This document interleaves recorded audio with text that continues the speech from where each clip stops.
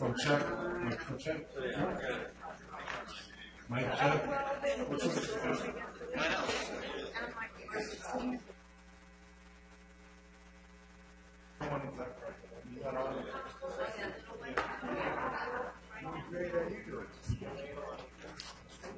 Mic check. Mic check. Like I said, I normally put it on. I think she does it from here, and we can make this from here in case it comes up. This one where they just compile everything.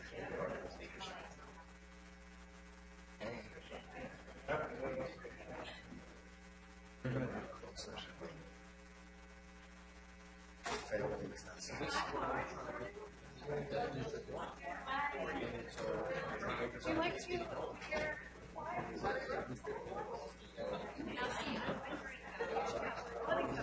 Fail? I did it. I did it 5 different ways on Friday. Well, after this,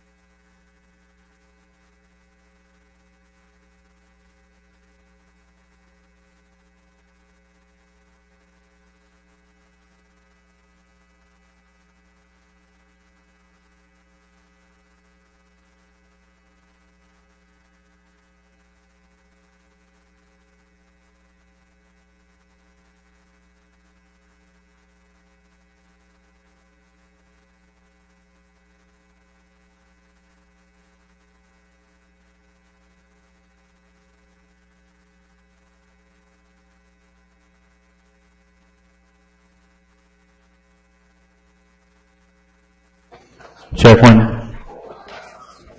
All right, we're going to go ahead and call the meeting to order. If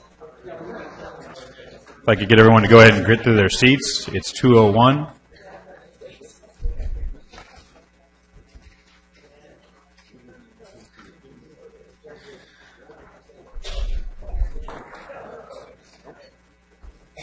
All right, we'll go ahead and call the WRCOG meeting to order. Janice, want to go ahead and start with roll call, please? I've started the vote. Everybody can check in, please, on their iPads. All right, everybody, please use your iPads to check in. We hear the cynical laugh, Kevin.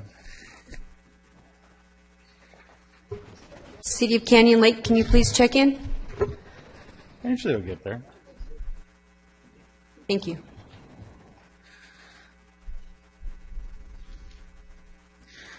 All right, with that, Kevin, would you lead us in the flag to our nation?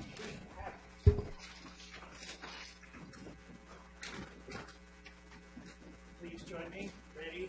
Begin.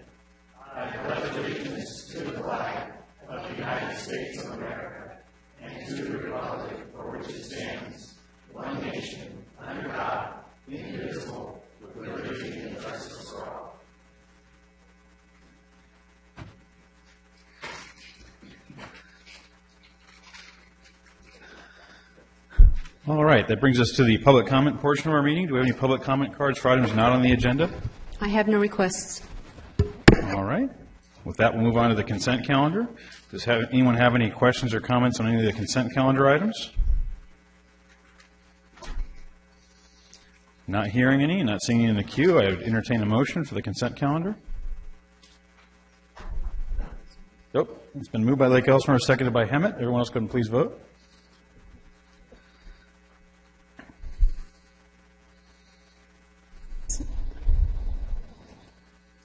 Western Municipal Water District, please. It's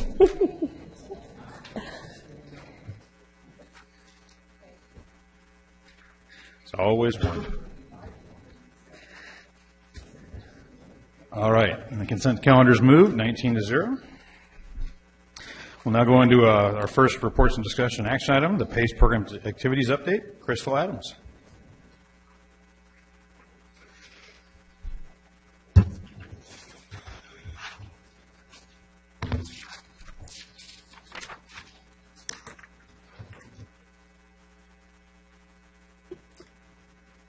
Good afternoon, Chair Benoit, members of the committee, staff, and guests. My name is Crystal Adams with the HERO program, and I'm presenting today on the additional PACE providers update.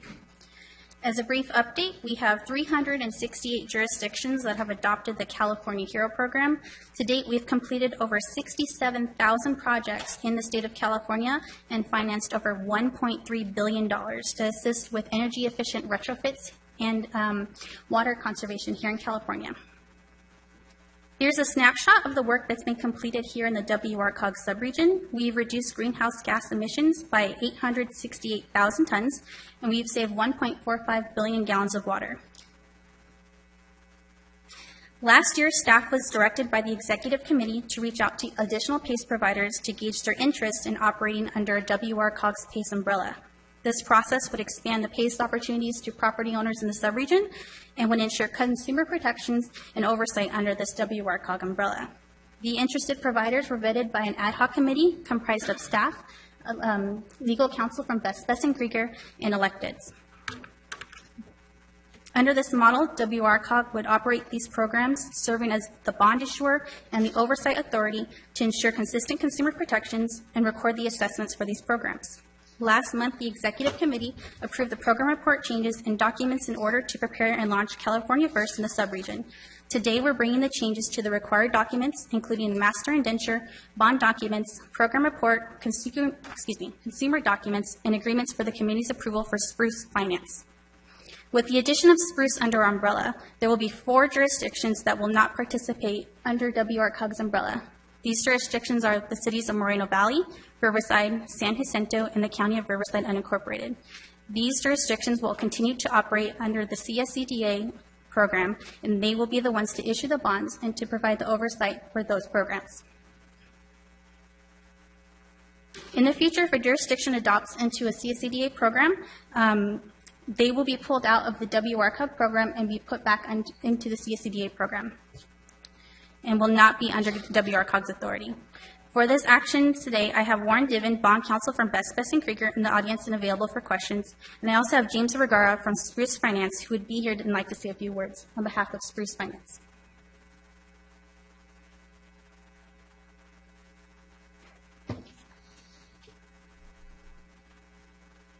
Thanks, Crystal. Again, I'm James Vergara from Spruce Finance. I just wanted to say that on behalf of Spruce, we're very honored to be working with WRCOG. We look forward to offering another PACE product here in West Riverside very soon. Welcome. Thanks for coming. So in conclusion, I have 6 actions requested today. 1, to receive the WRCOG Hero Summary.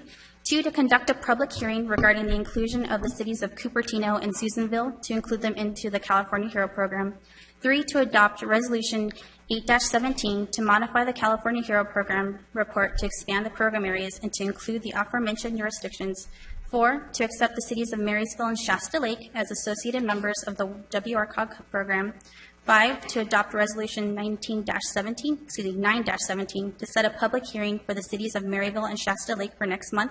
And 6, to adopt Resolution 10-17 to authorize the issuance of Spruce PACE bonds, amend the program report, approve forms, agreements, master indenture, and appoint a trustee for the Spruce PACE program. That concludes my report. Thank you, and I'm prepared to answer any questions.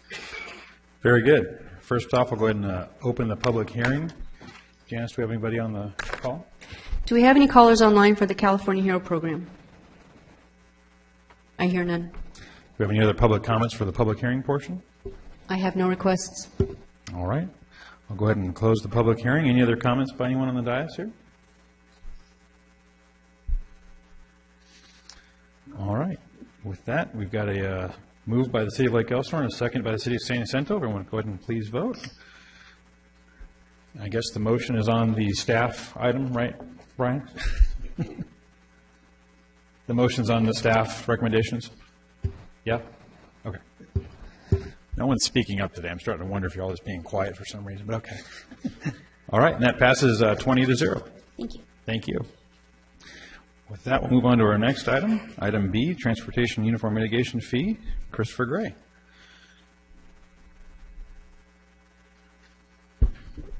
Good afternoon, everyone. Chris Gray, Director of Transportation for WRCOG. First, let me give a big shout out to the county, City of Menifee, RCTC, and everyone else who attended the ribbon cutting of the beautiful Newport Road I-215 interchange. This was a major project, and it was funded through a combination of TUMF money, RCTC money, developer fees, gas tax, spare change, and the like. But kudos to the City of Menifee and the county for working collaboratively on this. It's a major project. What's remarkable is this was a major interchange reconstruction, and they were able to get it done in about 2 years. One of my coworkers said they're still doing some final striping, and they closed it one night. It was my fault for telling her it was complete. But we were happy to be there. We were excited to be part of that project. And I also want to let you know that in general, when you're ever going to be opening or groundbreakings or ribbon cuttings, we're happy to attend. One of the services we can provide you is videography, filmmaking, and the like. We're happy to record it if that's not something you can provide. But again, we're always excited to be there to see something actually get done. We're here today to, as many of you know, our draft Nexus study, our 2017 draft Nexus study was released back in February. We made that announcement at our last executive committee meeting. We've notified all stakeholders.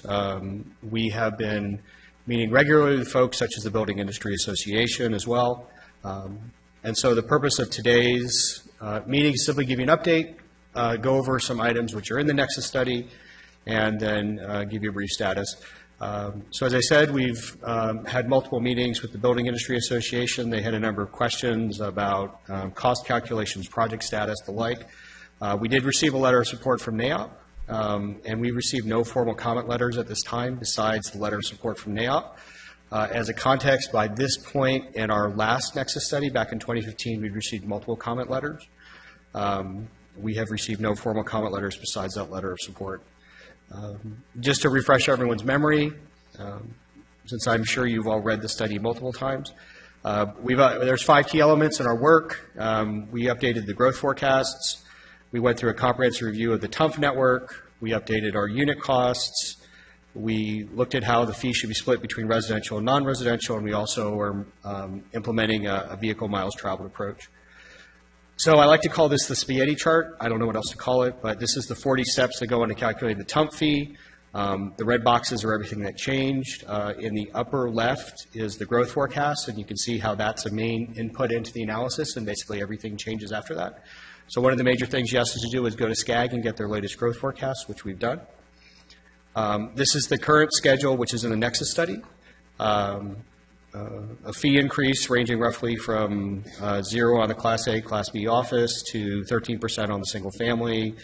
The retail is 24%. We had brought this version of this fee study to our TUMF ad hoc, Nexus study ad hoc, which was public works directors, city managers, and elected officials. They recommended a 2-year freeze on the retail and a 2-year phase-in for the retail, and there was a support for a 2-year residential phase-in. Staff still has to determine its recommendation, but to be perfectly frank, I don't see us not agreeing with the ad hoc in some way, shape, or form. We just want to brief everyone that there's some unfortunate downsides to not updating an updated Nexus study. The big problem is there's a bunch of projects that got added. The Nexus study is about 9 years old right now. It has a 9 or 10-year-old list of projects, and there's a lot of stuff that's going to be underway soon that people would like to get funding for. Just a few points: Scott Road I-215 interchange, the SR91 Adams Street interchange Riverside, Franklin I-15 interchange in Lake Elsinore, Limonite Avenue project in City of Eastvale, and the Accordion Road project in City of Wildomar. This means these projects would be ineligible for any funding in TUMF, which means you can't get developer credits for them, you can't get reimbursement for them, and we've bolded everything where people have asked us to fund them in our next fiscal year. So here's just the overview of the schedule. We're still in that first phase. So we've done presentations to Public Works. We've given you folks a briefing on the Nexus study. We've met to presented the same information to our city managers, and we've also met with our Admin and Finance Committee. At our next meeting, our comment period will close by then. We'll give you an update on all comments received and whether that affects the schedule. And then we'll be asking all our committees to make recommendations in March, and then we'll be, assuming nothing changes in the schedule, we'll be coming back on June 5th asking you for an action. I will say preemptively that we've gotten a question that if this for some reason is delayed, would we be considering the Nexus study at our meeting at Morongo? I would say yes, that would be fun, but we don't think that's fair to stakeholders. So if there is any delay, it would be delayed to the first meeting in July. But that I have gotten that question, so just want to let everyone know. We are also concurrently working on our review of the TUMF program itself. So we've, as you had previously directed to, we formed our ad hoc with members of the Executive Committee, Public Works Directors, City Managers. We're going to have our first meeting tomorrow. And it's primarily going to be a discussion session, and it's going to be talking about the history of the TUMF program dating back to the ancient Romans. Just kidding. But we also wanted to let you know that we got a specific request from our city managers to have, and Mayor from RCTC to come out and talk about transportation in general, the TUMF program and RCTC. So she'll be coming to our next TAC meeting on April 20th and the meeting will be spending an hour and a half just talking about transportation with the city managers. So concurrently with everything else, we've been working through our transportation improvement plans. These are 5-year plans for how we spend TUMF money. A project has to be on the tip to get funding through TUMF.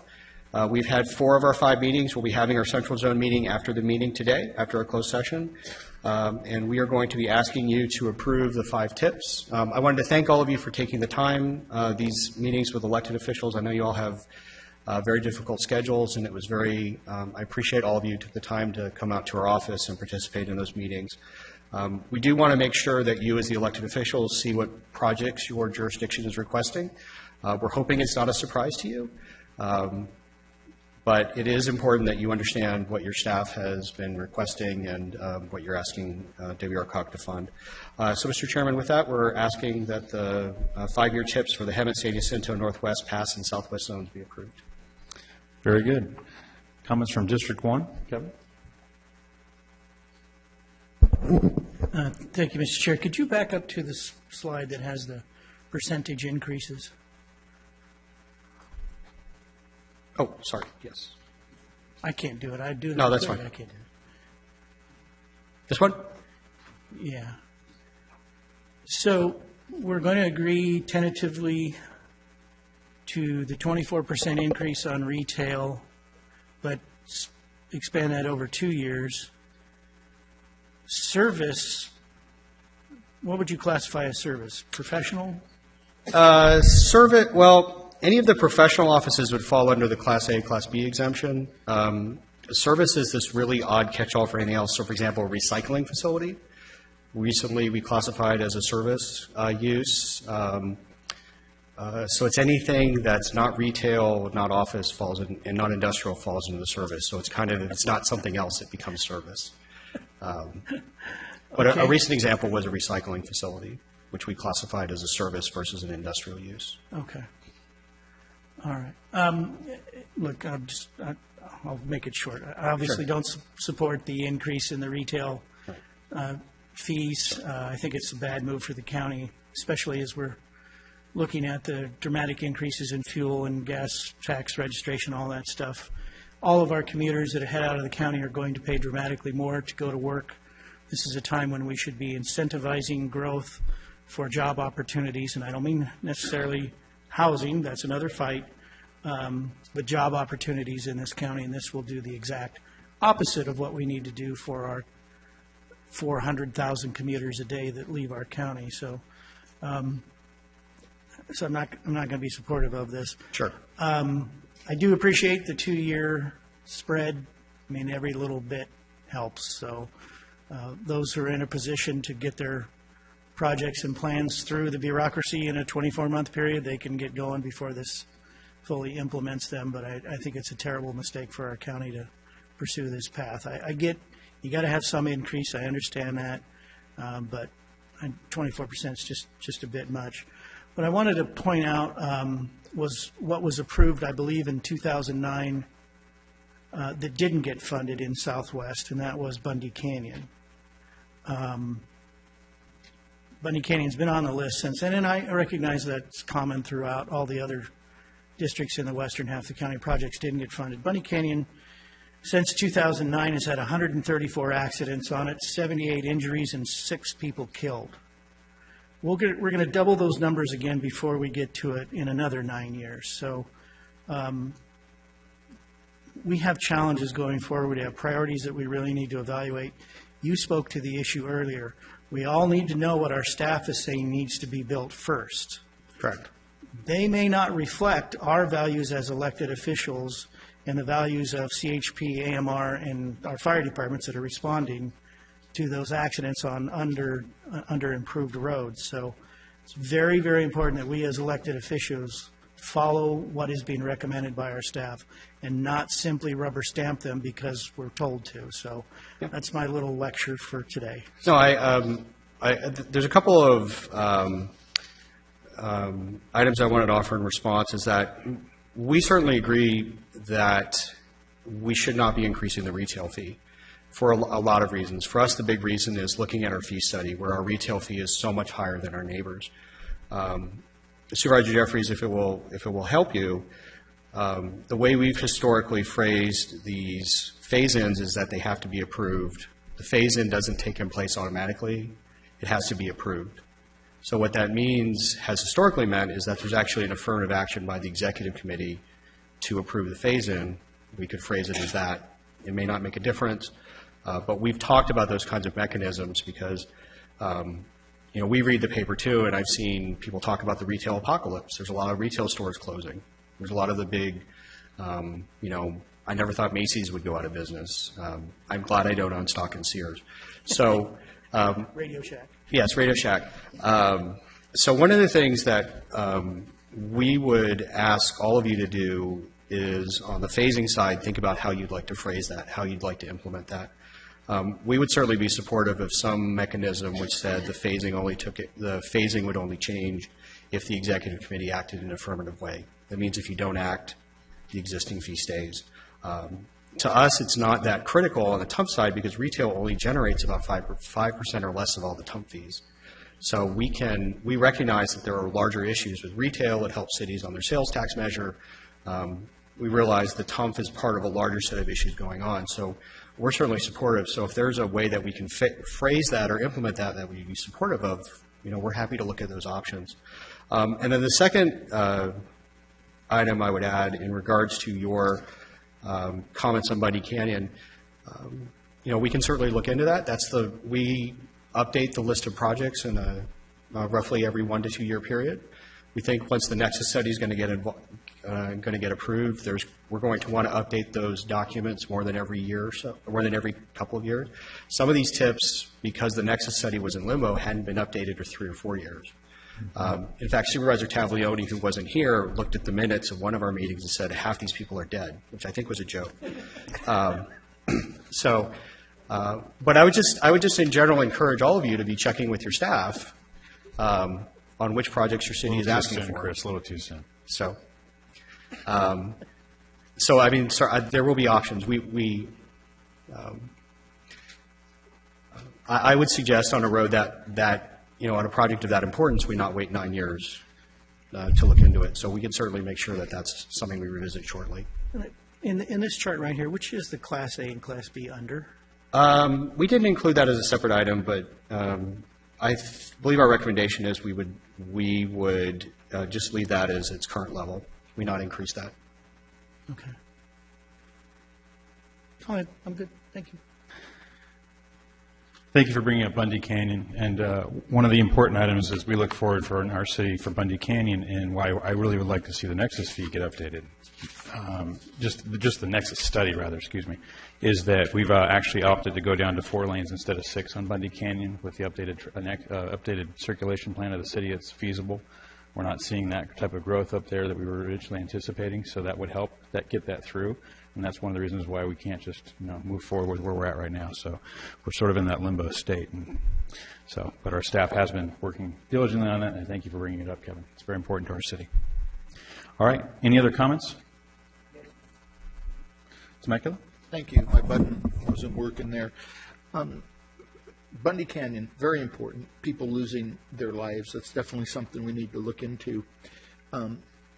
What's the last I heard, and this is like in your neck of the woods and of course Elsnore's, what's the condition of infrastructure in Bundy Canyon? Typically we look for new development to do the, a lot of the improvements on those roads.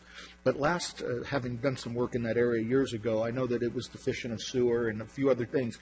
Has any of that changed, and is it worthwhile to maybe either have a subcommittee or ask a request to do something much like Supervisor Jeffries is doing on the Highway 74 corridor between Paris and Lake Elsinore, looking at the feasibility of bringing infrastructure, which would be a driver to getting some of those improvements made. Is there any merit in that? Again, it's in your neck of the woods, so it's a sincere question. Sure. Part of the issue with Bundy Canyon is there's an existing development at the farm that's up that way that's not on sewer. They're on their own. Well, they're on their own sewer. It's a permit, I believe, that was approved in 1978 for a spray field. So if you've ever driven Bundy Canyon in the summertime wondering, why are they watering the side of that hill? They're not watering it. They're spraying what's left of the sewage facility on the side of that hill. So that whole farm community obviously is existing. They don't have the funds to make the connection, so that's a problem. So then what is coming? There is a proposed development that is right in front of the farm. About Gary, how many homes is that one? 275. Thank you. It's not a huge development, and yeah, they're struggling with they've got approvals, but how do we get the infrastructure? So they're working on their own CFD. That would bring sewer to that whole area. We've sized that pipe accordingly, but I, like you, probably wonder, could that development actually afford to do that? And so we're waiting to see. The other big issue with Bundy Canyon, the future alignment does not match the existing roadway. So when staff looks at the existing roadway and say, well, you've already got 2 lanes there, we can only pay for 2 more, well, it's like, wait a minute, the 2 lanes that are there are about 180 feet away from where they need to be. So the other big problem is really for the builder to build his project, he's got to demolish the existing road, completely move it. So it's some big hurdles up there. But hopefully we can start to see some progress. Our staff has been working on breaking it down into some smaller pieces so we can address the issues, especially where we continue to see accidents earlier or sooner than later. So we're working on it. Yeah, Mr. Chairman, if I could add that maybe in closing on these kinds of issues is there's similar situations in the past. There's similar situations in all of our zones. I think Bundy Canyon is just one of many. So as part of our, once the Nexus study is approved, is we were proposing to initiate a process to simply document all of the near-term TUMP improvements, CIP improvements, developer credit improvements. And so our thought is that while this wouldn't override any of the decision-making process already in place in our jurisdictions, we simply want to provide everyone with a comprehensive, because what we found is we see commonly instances where, let's say there's 6 sections of a roadway, CDA might be improving section 1, section 2, section 3 there's no improvement, section 4 there is, and then another city is doing 5 and 6. This happens very commonly in the past area in particular. So we're hoping that by simply disclosing to everyone what everyone has planned in the near term can generate some additional conversation, and we would share that with our public works directors, our city managers, and you as well, so you can all be aware of what your neighbors are doing. Because we also find instances where, that Bundy Canyon issue came up in our Nexus study, and we talked to the city of Wildomar about accommodating that. But you're right, there's a 2-lane road that needs to be improved, and the alignment can't go where the road is now. And so that's an issue, and I think that's relevant, germane to the county. So I would say another issue we see is, while we all work together very well on the staff level, I'm not sure that the information of what your neighbors are doing is, sometimes it's a surprise, and maybe it's more of a surprise than it should be. So we'd like to facilitate that process as well. Great. Mr. Chair, if I may, a couple of things. I know land use per se isn't necessarily in the purview here, but since under this agenda item we're talking about raising fees, and I always like Supervisor Jeffries' comments because I'm getting tired. Every time there's an agenda item, I know Supervisor Jeffries is going to comment on this, and then I'm tempted to comment on it myself. But at the risk of being redundant, we've talked about having to do some sort of out-of-the-box thinking when it comes to how can we make these fee increases, which we agree are needed, but how we can make them palatable. And some of the ways we can do that is to make land more developable. So in the case of, let's say, Bundy Canyon, when we start looking at increased fees and lack of infrastructure, what we actually end up doing is pushing any development in that corridor even further away, not closer.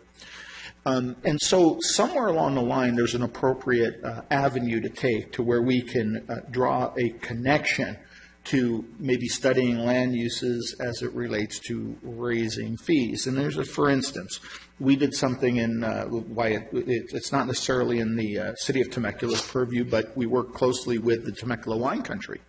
And then Supervisor Stone, who found a way to bring sewer infrastructure into the wine country, which then made the ability to expand wineries much easier and much more affordable, and they did it with a reimbursement CFD. And people bought into it, and now you have to buy into it when you want to expand your winery, et cetera. And so there's a lot of opportunities out there. So when I see Bundy, my wheels start turning around and saying, wow, if there was sewer out there, then all of a sudden it would spur development, which would lead to more TUMP fees, which would also lead to developers expanding those roads.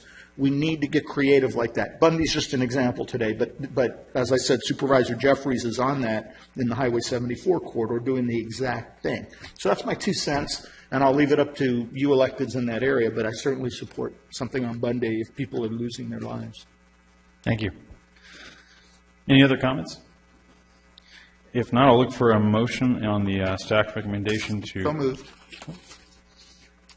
All right, everyone, please use your iPad to vote. Yeah, well, somebody beat me, but that's Yeah. right. Oh, that was you, huh? Way to go, Laura.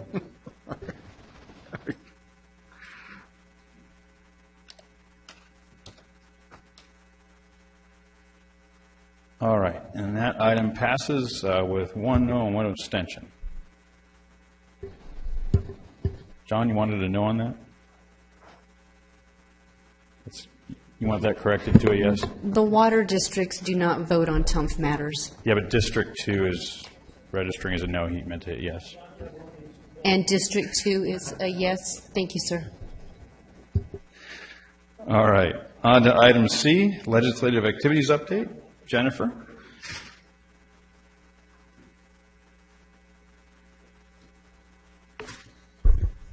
Thank you, Mr. Chair, members of the committee.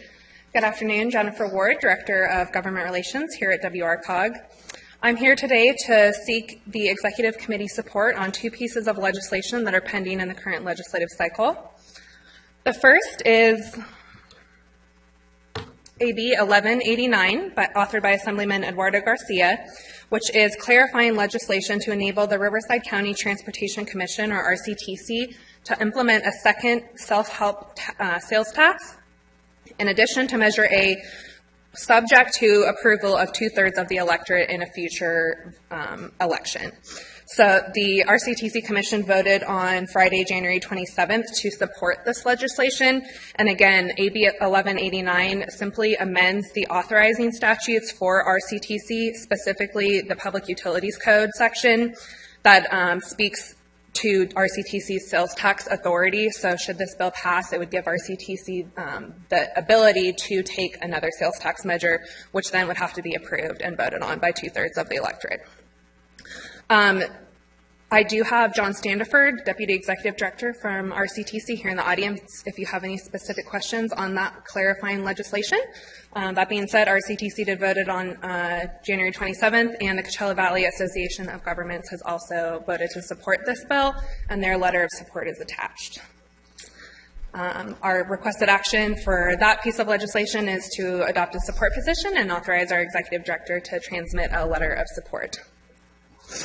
The second piece of legislation is Senate Bill 37, authored by Senator Richard Roth. And that bill is this year's version of the legislation to help the four most recently incorporated jurisdictions, and which all happen to be in Western Riverside County, as you all know. This bill would resolve the problem from the taking of the VLF revenues back in 2011 by issuing a statutory formula that provides cities that incorporated between 2004 and 2012 with shares of property tax to offset the VLF revenue they would have received. And then in future years, this amount would be adjusted according to the same rules as applied to other jurisdictions. This bill is supported by WRCOG's general advocacy goals and our adopted legislative platform. We've issued positions of support on all the previous versions of this legislation, and many of our agencies here in Western Riverside County have also already adopted support for SB 37. And our requested action for that bill is also to adopt a position of support and to authorize the Executive Director to issue a letter of support for that bill. That concludes my report. If there's any questions on either of the items, I'd be happy to answer them. Very good. And first in the queue is Rupa Valley. Laura? Yes, I had a question, Ben. Are we going to be able to take these in two separate motions? Sure. Okay. Thank you. At least I said sure. Janice, you're okay with that? All right. So I'll look for a motion on the first bill for the RCTC bill, or any questions anyone might have on the RCTC bill. Mr. Chair? Yes, sir. Mr. McGarth? There we from go. Temecula? I don't know if my button's working, but in any event, just a quick question. Is this the extent of your legislative update? Because I had some questions about some other legislation, and maybe the next agenda item, the league update, will cover. It is the extent of my legislative update. However, Aaron Sassy was not able to make it today and asked me to relay a piece of information to you after this. Right, so I could take down the questions and get back with her. Okay, I'll hold my question until we get to that portion. Thank you. Very good. District 1? Mr. Chair, may I take it out of order and move approval of SB 37 first? Sure. Anyone would like to second?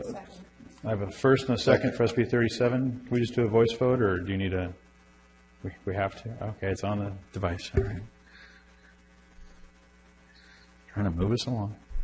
This is on SB 37.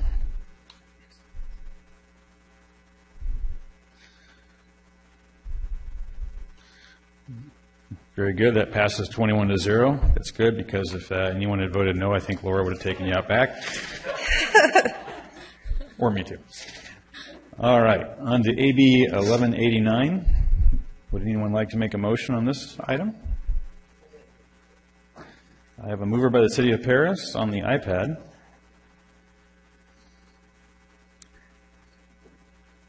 Okay, and I will second it. Although it came up District 2, seconded, maybe. All right. Everyone else go ahead and please use your iPad to vote.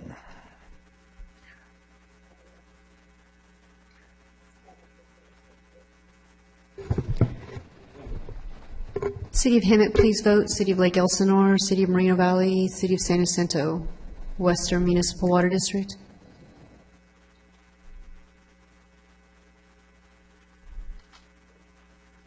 Thank you. All right, and that item passes 14-5. All right.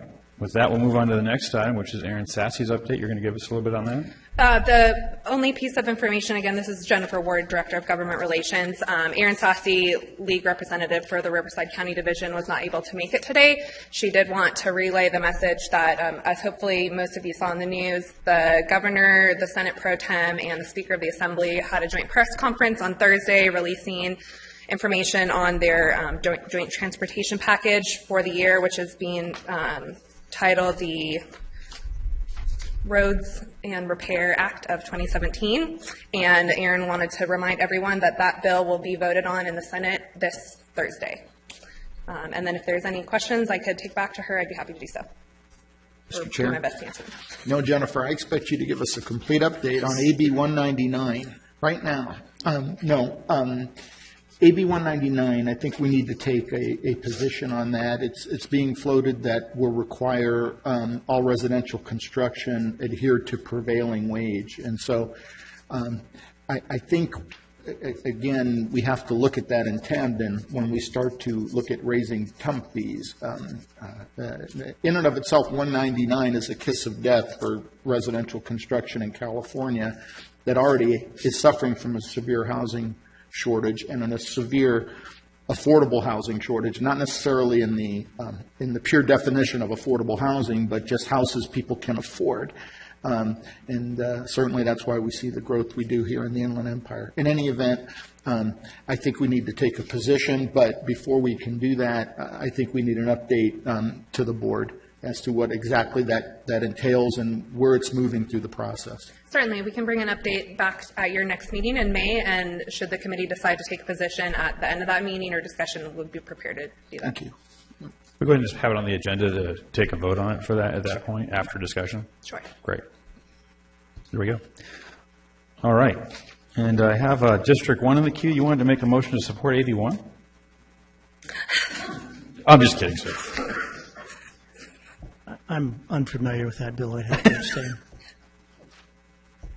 All right. Sorry about that. Little levity. That's just mean. It's just mean. I would never speak up like that. All right. With that, we'll move on to the report from the Technical Advisory Committee Chair, Gary Norquist. Thank you. Just a few comments. We did have a meeting on March 16th with the city managers, and one of the more notable events of that meeting was the determination of members to join the subcommittee for the TUMF program ad hoc committee. City managers joining me on that committee will be Gary Thompson from Yarupa Valley, Alex Meyerhoff from the city of Hemet, and Aaron Adams from the city of Temecula. So we look forward to being part of those discussions, which start tomorrow. And that concludes my report. Thank you. Very good. With that report from committee representatives, SCAG, have we had a meeting since our last meeting? We have not. Anyone have anything for SCAG? I would assume no.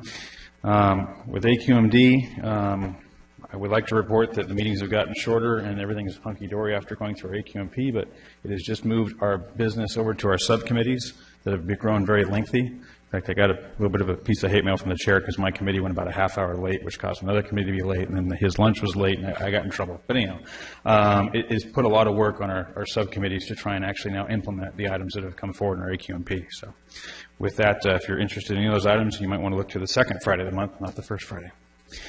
CalCog, Brian? Oh, Laura went. I'm sorry. Laura? So first of all, I have to say I'm not prepared to give a lengthy report. I know, sigh of relief, right? I just got back into town late yesterday, so I thanked Brian for the opportunity to be able to attend in his place, and I learned a lot. Just a couple of the highlights. At the directors' meeting on Wednesday afternoon, before the conference actually starts, there was some extensive legislative review on a number of bills, and that was interesting. Of course, first of all, being my first time, so not knowing the dynamics at the table, and there was a lot of discussion. I mean, I think the meeting was like 2.5 hours. So many we went with staff recommendation, but there were a number of them that we did not, and also it was suggested to form a legislative review subcommittee from the board to really be able to dive into these a little bit more rather than having this kind of being the first time that everyone had seen them. So that was a good portion of the meeting. And then, of course, SB1, the announcement had just been made, like, I think within a half an hour of our meeting taking place. So everyone was scrambling to get information and to try to relay with as much clarity as possible at the time what was going on. And it was quite a buzz, even going over into Thursday and Friday. I didn't realize that CalCog is kind of transportation heavy in their focus. And so all of the things that were being discussed about SB1, you know, everyone had different opinions and different wondering and different questions. And it was kind of neat to be sort of in the center of that and feeling it going on around us in the room. So I will say those were probably the two main highlights. The conference itself had a number of speakers. I loved how they varied the presentations from 15 minutes to 45, depending what the topic was and what the time of day was, and that really kept your interest. And so what I'll probably do is submit just like a written report for the next meeting, so with some of the highlights. And then I think all the PowerPoints were being put online, so I'll have the link to that in case anybody wants to look at them. We had a presentation from, I think she was CEO of Burning Man, BlackRock LLC. That was very interesting. So a lot of them were kind of not typical things you might think you would have heard there, but interesting nonetheless. So thank you. Very good. All right, with that, we'll move on to item 8, the report from our Executive Director, Rick Fisher. Thank you, Mr. Chair. I'll be brief. First thing, I just wanted to thank those of you that were able to attend our second Future of Cities conference held last month in conjunction with UCR and the Inland Empire chapter of the APA. About 200 people attended, had some really good discussion from panelists on the future of communities, future of transportation, and the future of people. And one of the things we really strive to achieve in this particular event was to have folks that aren't really affiliated with government be on these panels. And so we thought that was, they provided an interesting perspective to the conference. Second thing I want to note is to let you know that if you don't already, the SCAG Annual General Assembly is scheduled for May 4th and 5th. So make sure if you are one of the regional council representatives or General Assembly representatives of SCAG that you have that on your calendar. And then speaking of General Assemblies, we're proud to announce that our General Assembly for 2017 will be held on June 22nd, and our speaker is Dr. Robert Gates, former Secretary of Defense. So we just had that confirmed last week, so we're really excited about that. And as again, we're hoping that all of the jurisdictions will be able to attend that event. That concludes my remarks. Very good. Any items for future agendas, anyone? Mike already covered this in earlier items. All right, any general announcements? All right. Laura, is that you? I guess it is, Yeah. yes. Sort of popped in, popped out. I couldn't tell. Yeah, how weird. Just one quick one, a reminder that this coming Saturday, April 8th, from 10 to 3 at Rancho Jurupa Park is the Healthy Living Extravaganza, partnership between Riverside County Parks and Healthy Jurupa Valley and assorted others coming together for, we call it an extravaganza because it really truly is. So everything's free, parking's free, the whole thing. You can buy food there if you'd like or bring a picnic lunch. Should be lots of fun, and we're hoping for no rain. Very good. Councilmember Tisdale from Elsmore. Okay. This Thursday, or April 6th, is the opening for Storm Baseball. And so last Friday, they did an exhibition game against the Padres to get them in shape and ready to go. I think it was 4-2. So I think the Storm's going to do well this year. So those of you that don't have a baseball, oh, that's everybody. Come to Lake Elsinore. I'm just saying. It's a fun place. The stadium has done some really remarkable improvements. If you come out to the stadium, you'll really enjoy it. It's for a good time. So, thank you. It is a good time, and they have made some great improvements. I was there on Friday as well, and for the last game, it's really some nice improvements, especially if you have a family member or someone you're going with that's in your group that's needs ADA accessible seats. They've added a lot of that, so it's very nice from that perspective. Penny? Just a reminder that we are having Dr. Lucy Jones and Glenn Pomeroy from the California Earthquake Authority to come to Banning on April the 29th. Everyone's invited from 10 to 2 to find out what you can do to help prevent damages from earthquakes and other emergencies. All right. Councilmember Bash from Norco? Yeah, if you want to see a real sport at Silver Lakes tomorrow, you want to pass by baseball. UCLA is playing a women's professional soccer team at 7 o'clock. You're all welcome. Oh. I didn't know that button did that. I'm sorry, Kevin. I apologize. I hit clear cue, and I thought that would just take you out. I did not know that would shut your microphone off. All right. I have to thank Dad for that one. Okay. Any other speakers? Any other items? If not, we'll go into closed session. We have a quick closed session. If everyone could please hang out for just a few minutes, and if you're not a party to the board, if you can go ahead and head on out of the room. Thank you. Steve, do you need to actually say anything, or is that good enough? No, we do need to give a short presentation.